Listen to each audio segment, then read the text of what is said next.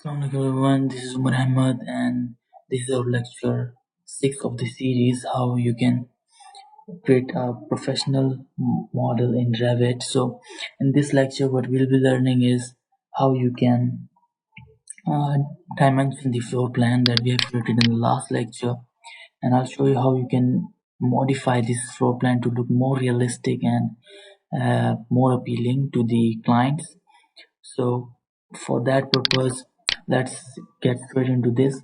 So if you want to annotate or create dimensions, the best tab and the easiest way is to just go on to the annotate tab, and over here you can see that in the dimension section we have all of these features.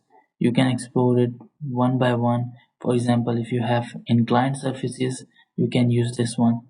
If you have linear, you can use this one. If you have angles, you can use the angular. If you have circles, you can use radial diameter. If you have an arc, you can use this arc length and other features, so on and so forth. There are other tabs as well. We explored this text one in the last video, and we'll explore this linear dimension in this one. So I'll click on this linear, and if I want to annotate this wall, what I'll do is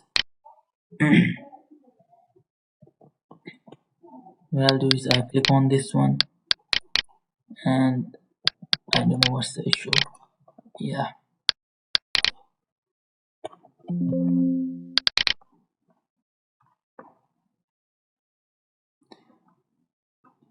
I annotate the wall. So basically,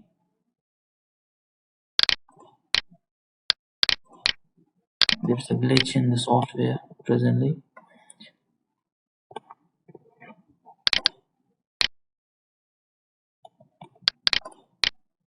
Okay, my bad. So if you want to annotate the wall, you have to use the align one, and I mostly use the shortcut alias, which is DI. Press DI from your keyboard, and it just automatically selects this align one, and you can annotate the building. So uh, over here you can see that the wall is highlighted. Click on it and you see that it's now highlighted even more with a dash on it. This means that the dimension has been started, and also you can see that it's showing me from where you want to note the distance. So let's click on this wall, and you see that we have 9 inches of this wall. We created this entire building with 9-inch brick, and you see that the wall is of 9 inch. Now we are not going to just drag it and save it. We are going to annotate other parameters of the building as well. So let's click on this section, and you see that it's 50 feet.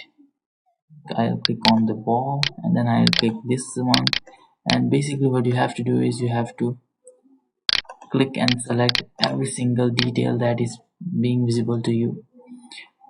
So we have the interior section details. Let's make it exterior to exterior. How much is the dimension?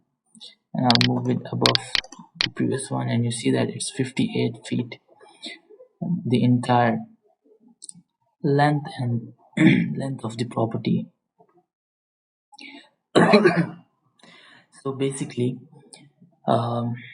that's how you can annotate the building. So let me annotate the other section as well. You just have to select all the walls that come along your way. That's the standard approach if you want to create the proper dimensioning.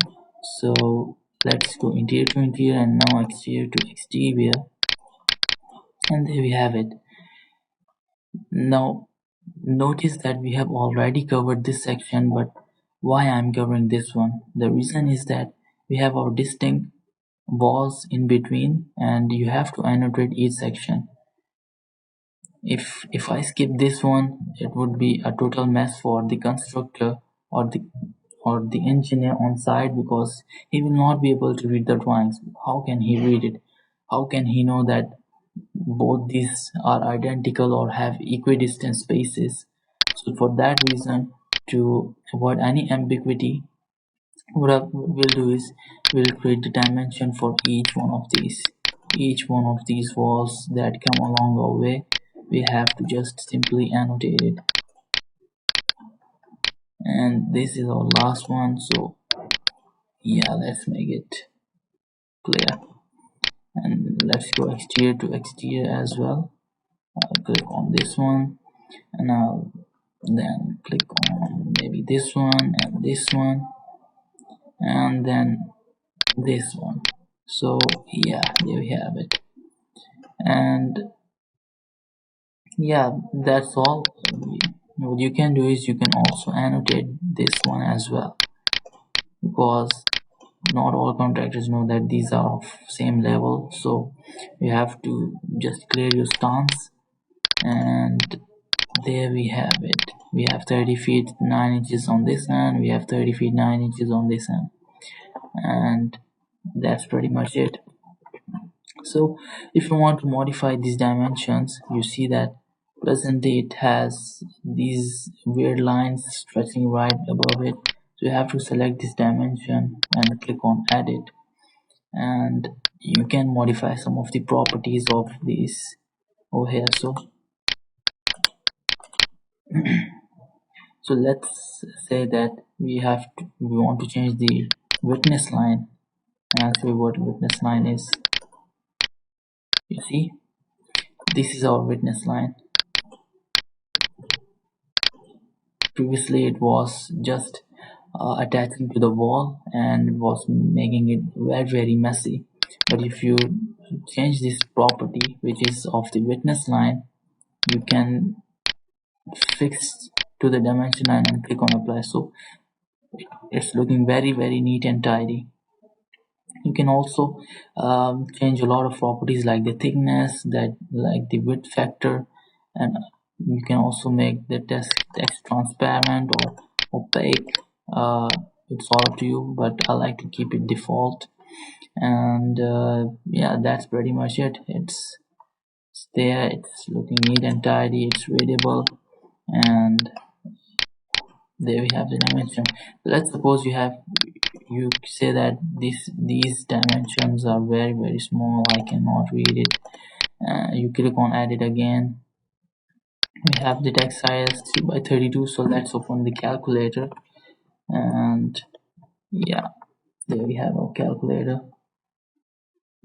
and let's type in 3 divided by 32 comes as 0.093. What we can do is we can either make it 0.1 or we can modify it even further.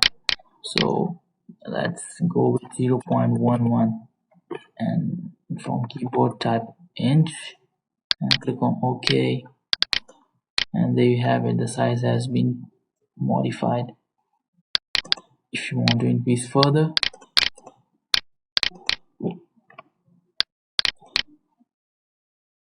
what you can do is you can change the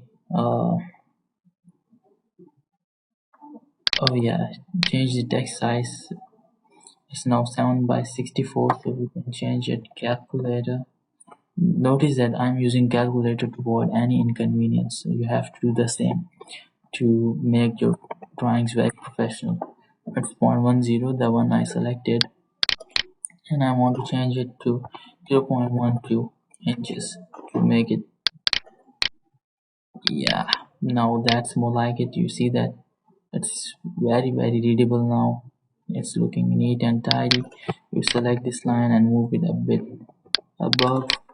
You select this one and move it a bit above. You select both these lines, make it closer, and same with this one, and this is the last one. So yeah, and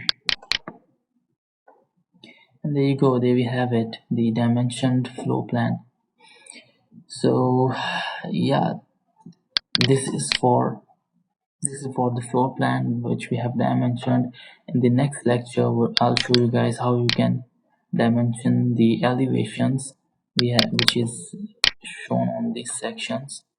So what's this one? Oh, sorry, the walls are connected. We'll move it to level 2, and there we have it. So in the next lecture, I'll show you guys how you can dimension the elevations, and I'll see you guys in the next video. Thank you so much. Goodbye.